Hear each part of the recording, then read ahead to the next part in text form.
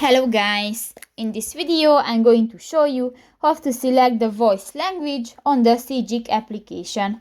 But first of all, I just want to mention, please don't forget to subscribe to our channel, because at 100,000 subscribers we are going to show you our YouTube revenue statistics and growth strategy, how to make money online. So let's jump into it. First of all, open the application on your device.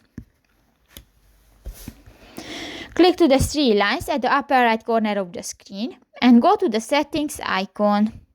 In the general section, you can find the second button, the language and sounds, and go to the voice instructions section. Here, click to the second option, the voice, and you can select the voice language and just select one and click that and done. So that's pretty much it for this video, guys. See you in the next one. Bye bye.